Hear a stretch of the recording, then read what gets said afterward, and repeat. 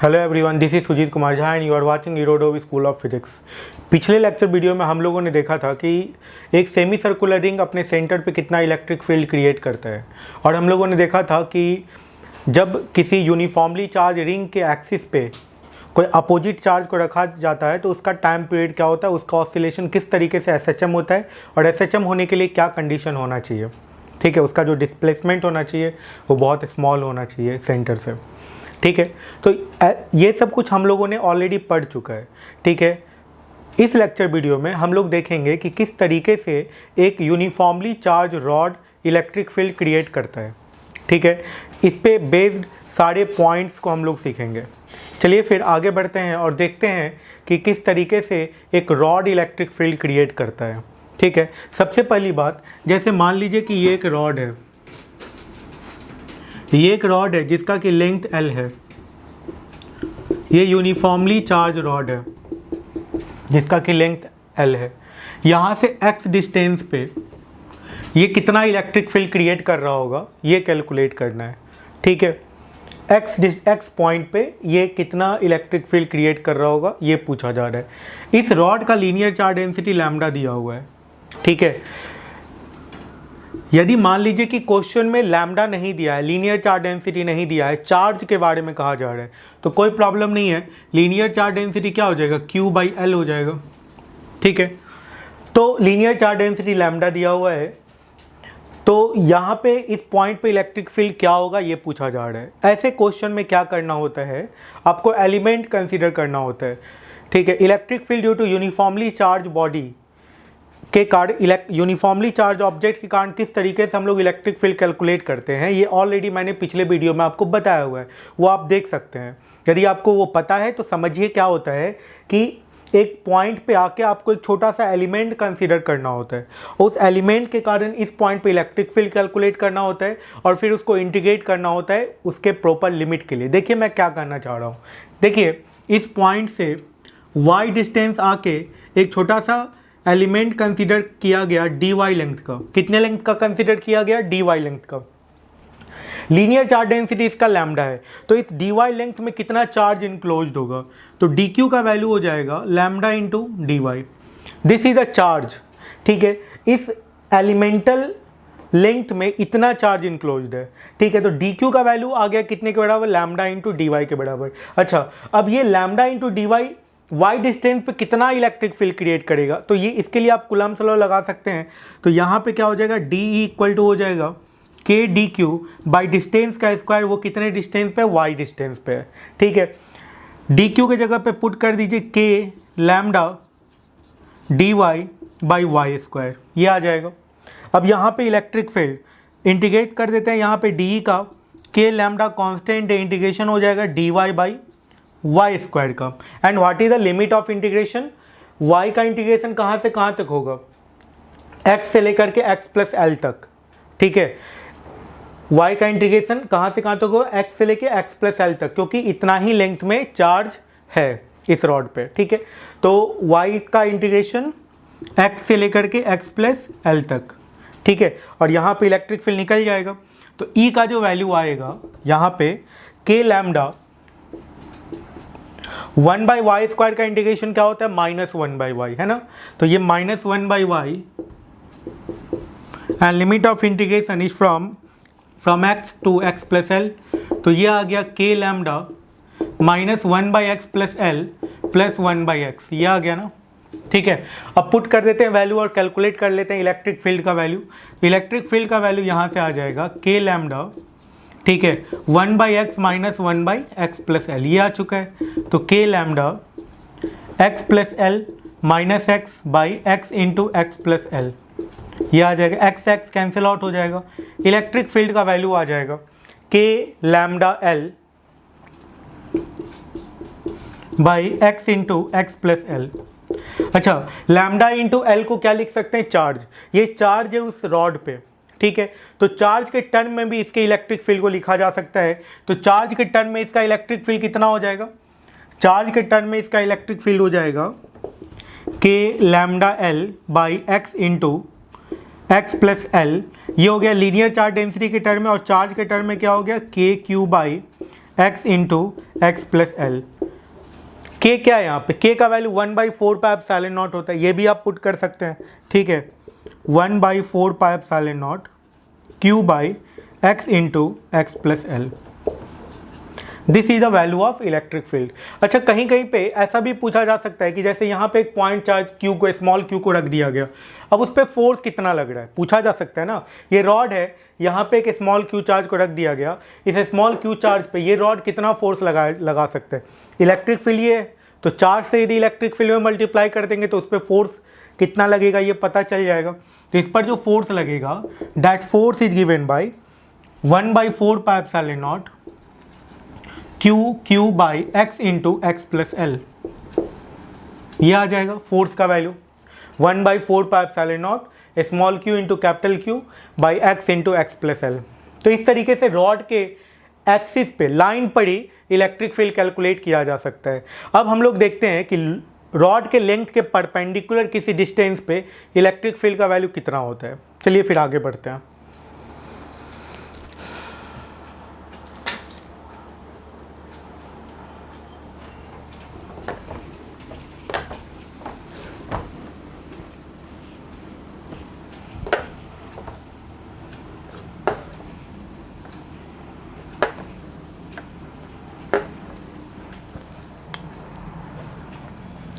देखिए, अब हम लोग सीखते हैं कि इलेक्ट्रिक फील्ड लेंथ के परपेंडिकुलर किसी रॉड के कारण कितना होता है। जैसे मान लीजिए ये एक रॉड है, ये यूनिफॉर्मली चार्ज रॉड है, यहाँ पे इस पॉइंट पे आपको इलेक्ट्रिक फील्ड कैलकुलेट करना है, ठीक है। अब ये वाला जो पॉइंट है, ये इधर से अल्फा एंगल बना रहा है, ये इधर से बीटा एंगल बना रहा है, इस पॉइंट पे इलेक्ट्रिक फील्ड चाहिए। इस रॉड का लीनियर चार्ज डेंसिटी लैम्डा दिया हुआ है, ठीक है। इस रॉड का लीनियर चार्ज डेंसिटी कितना दिया है, लैम्डा। चलिए फिर कैलकुलेट करते हैं कि क्या होता है इलेक्ट्रिक फील्ड का वैल्यू। तो इस पॉइंट से ऊपर y डिस्टेंस जाके एक छोटा सा एलिमेंट कंसीडर कर लेते हैं dy लेंथ का, लीनियर चार्ज डेंसिटी लैम्डा है, इस कारण से इस पर जो चार्ज होगा that charge is given by lambda into D Y, linear charge density into length, ये आ गया उस पे चार्ज का वैल्यू। और ये जो है इलेक्ट्रिक फील्ड इधर क्रिएट करेगा, इसको यदि थीटा मानते हैं तो ये थीटा होगा, and that electric field D, ये कितने के बराबर हो जाएगा, ये बराबर हो जाएगा K D Q by distance का स्क्वायर। डिस्टेंस कितना है, ये y है, अच्छा ये डिस्टेंस, इसको x मान लेते हैं, इस डिस्टेंस को क्या मान लेते हैं, x, ठीक है। x एक्सिस पे इस डिस्टेंस पे इलेक्ट्रिक फील्ड कैलकुलेट करना था, तो ये x हो गया, तो ये डिस्टेंस जो है ये हो जाएगा कितना, y square plus X square. लेकिन एक बात, एक इंपॉर्टेंट पॉइंट ये है कि x जो है यहाँ पे वो कांस्टेंट है, ठीक है।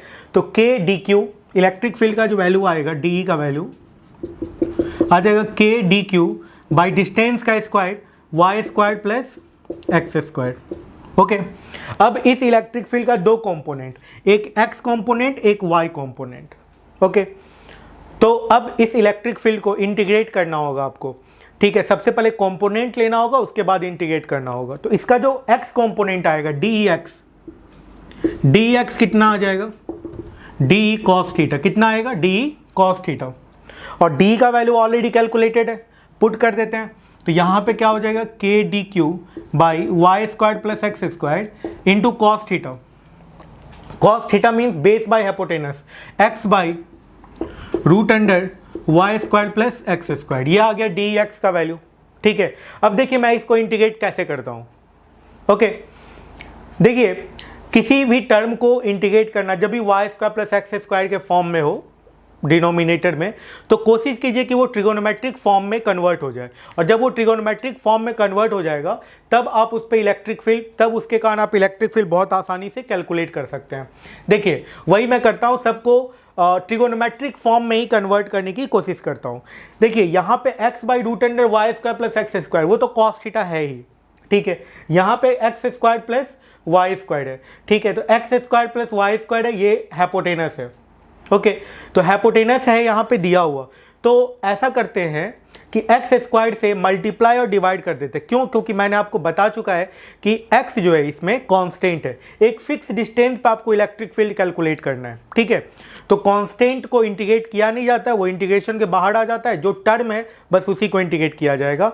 तो इस कारण से इसके नोमिनेटर में और डिनोमिनेटर में एक्स स्क्वायर से मल्टीप्लाई कर देते हैं और पूरे के पूरे टर्म को ट्रिगोनोमेट्रिक फॉर्म में कन्वर्ट कर देते हैं। तो देखिए यहाँ पे डी एक्स का वैल्यू कितने के बराबर आ जाएगा, के डी क्यू, और यहाँ पे क्या है Y square plus X square, ठीक है। तो यहाँ पे इस पे क्या किया हमने, एक्स स्क्वायर से मल्टीप्लाई कर दिया, एक्स स्क्वायर से डिवाइड कर दिया, ओके। तो यहाँ पे क्या आ गया, Y square plus X square into X by root under Y square plus X square. अच्छा, X by root under Y square plus X square क्या है, कॉस थीटा। तो ये कॉस थीटा, ये कॉस स्क्वायर थीटा, तो ये कितना आ जाएगा, कॉस क्यूब थीटा आ जाएगा, ठीक है। तो कॉस क्यूब थीटा आ गया, ये के D Q by X square, ये कॉस क्यूब थीटा आ गया, ओके। अच्छा, यहाँ पे डी क्यू है, तो डी क्यू का वैल्यू कितने के बराबर आ सकते हैं, डी क्यू का value lambda into D Y के बराबर आएगा, ओके। डी क्यू का वैल्यू कितने के बराबर आएगा, लैम्डा इंटू डी वाई के बराबर, ठीक है। और यहाँ पे क्या है, D Y.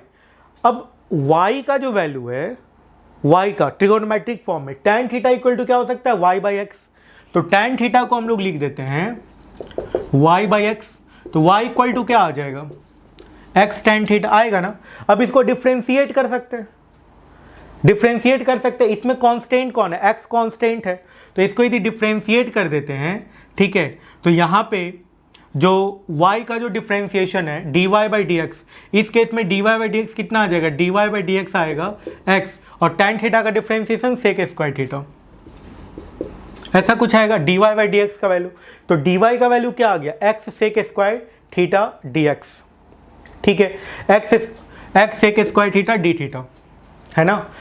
y equal to X tan theta था, हमने थीटा के रिस्पेक्ट में डिफ्रेंशिएट कर दिया, dy बाई डी थीटा का वैल्यू कितने के बराबर आ गया, x सेक स्क्वायर थीटा। तो dy का वैल्यू आ गया x sec square theta D theta. तो dy के जगह पे हम लोग x sec square theta D theta put कर सकते हैं, ठीक है, ओके। तो अब देखिए यहाँ पे k को लिख देते हैं dq के जगह पे lambda into D Y by X square, ये कॉस क्यूब थीटा आ गया, और यहाँ पे लैम्डा इंटू डी वाई के जगह पे क्या लिख देना है हम लोगों को, X sec square theta D theta. देखिए बहुत आसानी से इंटीग्रेशन आ जाएगा। डी एक्स का जो वैल्यू आएगा ये कितने के बराबर आएगा, K lambda by X square, D Y के जगह पे हम लोगों ने क्या लिख दिया है, X sec square theta D theta, ठीक है, और K lambda by X square, D Y के जगह पे X sec square theta D theta into cos cube theta, ठीक है। Sec theta into cos theta कितना होता है, 1, तो sec square theta into cos square theta ये 1 हो जाएगा। तो बच क्या जाएगा, डी एक्स का value K lambda by X square, x से एक्स कैंसिल आउट हो गया, एक्स बच गया, sec square theta into cos cube theta, ठीक है। तो ये कितना हो गया, कॉस थीटा बचेगा डी थीटा। अब यहाँ पे इसका इंटीग्रेशन हो सकता है, तो एक्स एक्सिस के लॉन्ग जो इसका इंटीग्रेशन होगा, कॉस थीटा का इंटीग्रेशन क्या होता है, कॉस थीटा का इंटीग्रेशन होता है साइन थीटा।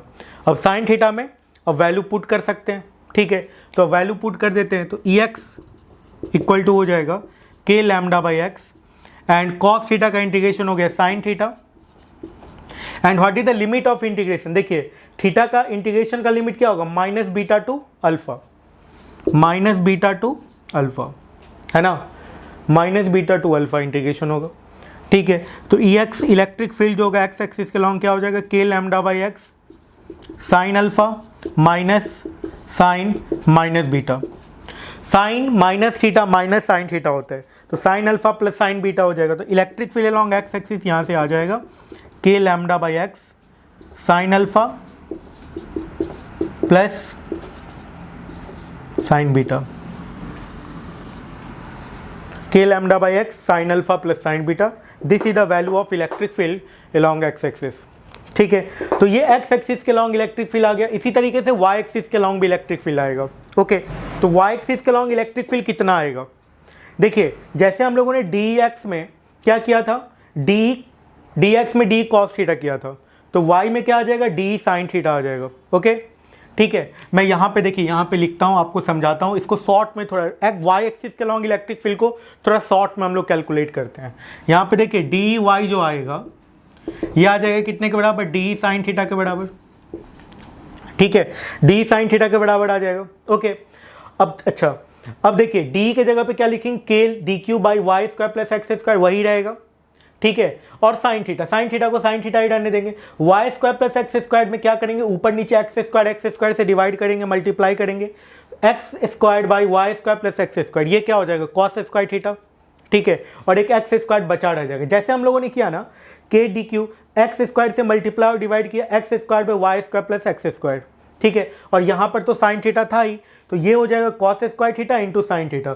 मतलब आप जो डी ई वाई कैलकुलेट करने वाले हैं, उस डी ई वाई में, इस डी ई वाई में क्या आ जाएगा, K D Q by X square, K D Q by X square cos square theta into sine theta, K D Q by X square cos square theta into sine theta.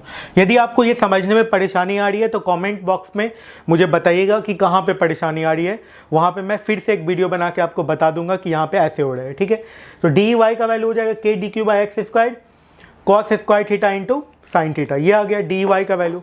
अच्छा, D Q का value ऐसे ही put कर देना है। D Q का value कितने के बराबर आ जाएगा, X sec square theta D theta आया था ना।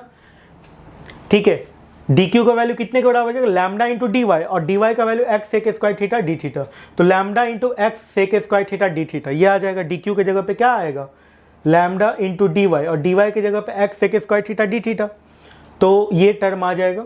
ठीक है, वहाँ पे पुट कर सकते हैं, तो देखिए क्या आ जाएगा, के lambda X sec square theta D theta, K lambda X sec square theta D theta by X square into cos square theta into sine theta, ये आ जाएगा। ठीक है, अब यहाँ से देखिए cos square theta sec square theta cancel out हो गया, एक्स से एक्स कैंसिल आउट हो गया, तो ये कितने के बराबर आएगा, डी ई वाई का वैल्यू, डी ई वाई का इक्वेशन देखिए साफ सुथरा इक्वेशन आएगा डी वाई का, है ना। डी वाई का इक्वेशन कितना आ जाएगा, देखिए मैं लिख रहा हूँ डी वाई का इक्वेशन, इसको मैंने शॉर्ट में थोड़ा बनाया है, तो हो सकता है कि कुछ स्टूडेंट को समझने में परेशानी आ रही है। ठीक है, यदि आपको समझ में आया तो भी कमेंट बॉक्स में बताइएगा कि हाँ समझ में आ चुका है, यदि नहीं समझ में आया है तो भी कमेंट बॉक्स में लिखिएगा कि आपको कहाँ पे परेशानी आ रही है। ठीक है, तो ये कितने के बराबर आ जाएगा, के lambda by x, okay, sine theta D theta, integrate कर दीजिए, यहाँ पे आ गया ई वाई। ठीक है, तो यहाँ पे क्या आ जाएगा, के lambda by x, and limit of integration, sine theta का इंटीग्रेशन क्या हो गया, माइनस कॉस थीटा। ठीक है, और पुट कर दीजिए, कहाँ से कहाँ तक करना है आपको integration, minus beta two alpha, minus beta two alpha.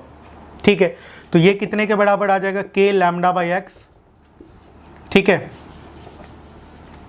सबसे पहले क्या पुट हो जाएगा, अल्फ़ा, तो यहाँ पे ये जो टर्म है ये कितने के बराबर आ जाएगा, minus cos alpha plus cos beta, कुछ ऐसा आ जाएगा। ठीक है, जब आप इसको इंटीग्रेट कीजिएगा माइनस बीटा टू अल्फ़ा, तो कुछ ऐसा आ जाएगा, cos alpha minus cos alpha plus cos beta आ जाएगा। तो ई वाई का जो वैल्यू आएगा ये आ जाएगा, के lambda by x cos beta minus cos alpha के बराबर। ठीक है, ओके, ये आ जाएगा इलेक्ट्रिक फील्ड का वैल्यू ई वाई के लॉन्ग, और ई एक्स के लॉन्ग क्या आ गया था, ई एक्स के लॉन्ग जो इलेक्ट्रिक फील्ड आया था वो कितने के बराबर आया था, के lambda by X sine alpha plus sine beta. ठीक है, sine alpha plus sine beta, इसमें आया cos beta minus cos alpha के बराबर। चलिए फिर आगे बढ़ते हैं और देखते हैं कि अब क्या इक्वेशन बनता है। ठीक है,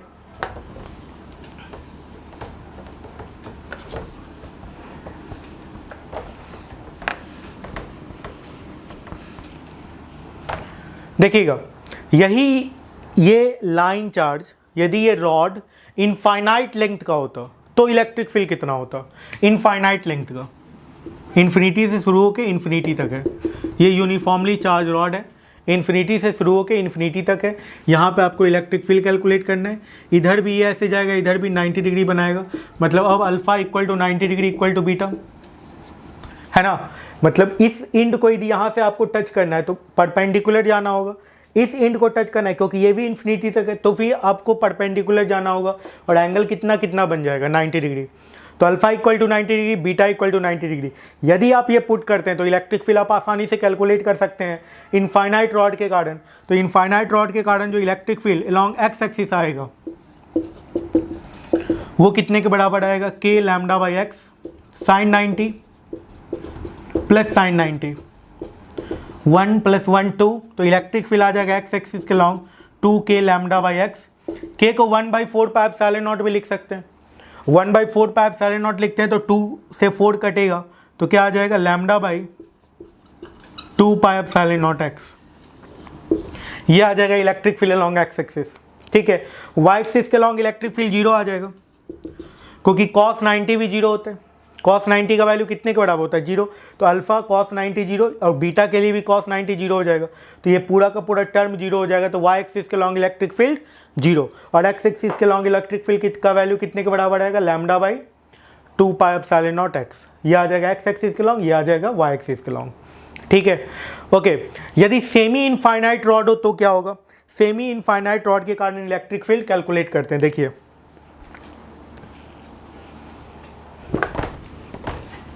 सेमी इनफाइनाइट रॉड कैलकुलेट करके आप बताइए, इधर से इन्फिनिटी है, यहाँ पे समाप्त हो रहा है रॉड, यहाँ पे एक्स डिस्टेंस पे आपको इलेक्ट्रिक फील्ड बताना है।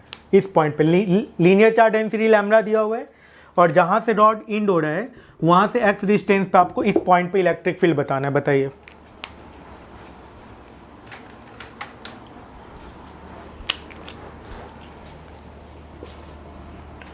देखिएगा क्या हो जाएगा इलेक्ट्रिक फील्ड, ये एक्स एक्सिस ये वाई एक्सिस, तो एक्स एक्सिस के लॉन्ग इलेक्ट्रिक फील्ड का वैल्यू कितने के बराबर आएगा के लैम्डा बाई एक्स। एक तरफ होगा ये 90 डिग्री और दूसरी तरफ होगा 0, साइन 90 प्लस साइन 0। तो साइन 0 का वैल्यू 0 होता है तो electric field along x axis आ जाएगा के लैम्डा बाई एक्स, मतलब lambda by 4 pi epsilon not x. ये आ जाएगा एक्स एक्सिस के लॉन्ग। वाई एक्सिस के लॉन्ग इलेक्ट्रिक फील्ड निकालते हैं, फिर से वही k lambda by x cos beta minus cos alpha. तो कॉस बीटा, बीटा का वैल्यू कितने के बराबर है 0 के बराबर, अल्फा का वैल्यू कितने के बराबर है 90 के बराबर। तो ई वाई का वैल्यू आप निकाल सकते हैं ना यहाँ पे, के lambda by x cos 0 minus cos 90, cos 90 का वैल्यू 0 तो ये भी आ जाएगा 1/4 पाई epsilon not lambda by x.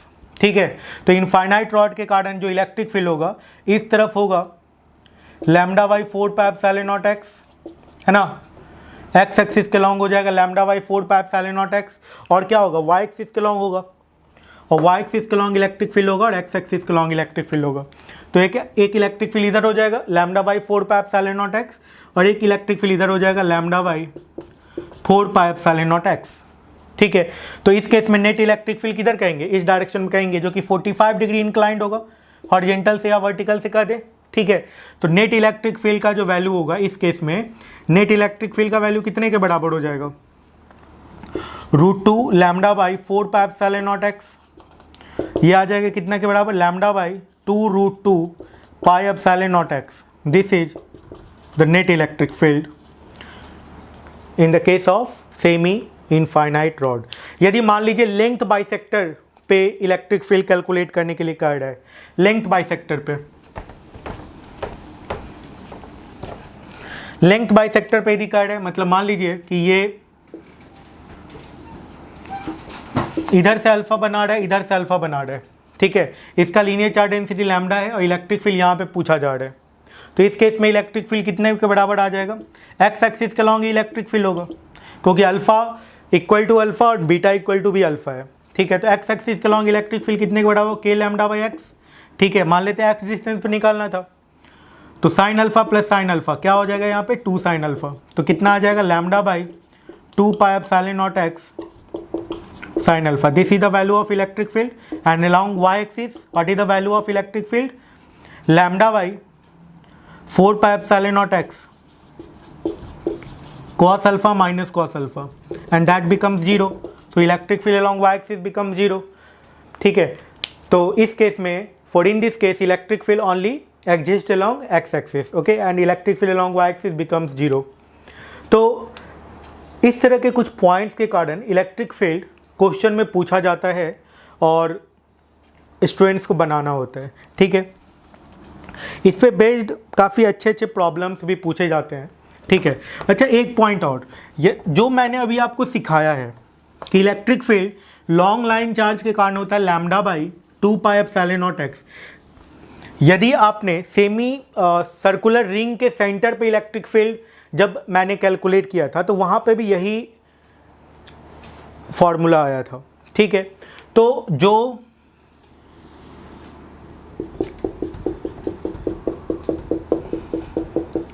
Semi circular ring के कारण इलेक्ट्रिक फील्ड होता है, वही इलेक्ट्रिक फील्ड इनफाइनाइट रॉड के कारण भी होता है, ठीक है। और ये इलेक्ट्रिक फील्ड इस केस में यहाँ पे कितना के बराबर आ गया, lambda by 2 pi epsilon not x के बराबर। और इस केस में यहाँ पे इलेक्ट्रिक फील्ड कितना होता है, lambda by 2 pi epsilon not x के कारण, है ना, कुछ ऐसा ही आता है। और क्वार्टर रिंग के कारण जो इलेक्ट्रिक फील्ड था, क्वार्टर रिंग के कारण, वो भी सिमिलर ही आता है, ठीक है। क्वार्टर रिंग के कारण यदि इलेक्ट्रिक फील्ड कैलकुलेट कीजिएगा तो वो भी सिमिलर आता है, ठीक है। जैसे क्वार्टर रिंग के कारण इस केस में जो हम लोगों ने इलेक्ट्रिक फील्ड कैलकुलेट किया था, ठीक है, वो कितने के बराबर था, इस डायरेक्शन में lambda by 2√2 pi epsilon not x, यदि आपको याद हो तो, ठीक है। इस तरफ था lambda by 4 pi epsilon not x और इस तरफ था lambda by 4 pi epsilon not x. तो नेट इलेक्ट्रिक फील्ड क्या था, lambda by 2√2 pi epsilon not x, ठीक है। और सेमी इनफाइनाइट रॉड के लिए भी वही था, यदि सेमी इनफाइनाइट रॉड जो देखे थे हम लोग, ठीक है, एक्स डिस्टेंस पर जो हम लोगों ने इलेक्ट्रिक फील्ड निकाला था वो इस डायरेक्शन में था lambda by 4 pi epsilon not x और इस डायरेक्शन में था lambda by 4 pi epsilon not x. तो हम लोगों ने नेट इलेक्ट्रिक फील्ड इस तरफ लिखा था, कितने के बराबर लिखा था, lambda by 2√2 pi epsilon not x. देख सकते हैं सिमिलर आता है, एग्जैक्टली सेम आता है, ठीक है। तो इस तरीके से आप इसको मेमोराइज भी रख सकते हैं, एक तरीके से ये मेमोरी ट्रिक हो गया फॉर्मूले को याद रखने का, है ना। चलिए फिर नेक्स्ट वीडियो में और भी मैं कुछ अच्छी बातें आपको बताऊंगा। नेक्स्ट वीडियो में हम लोग देखेंगे कि electric field on the axis of uniformly charge disc कितना होता है। चलिए फिर, थैंक यू।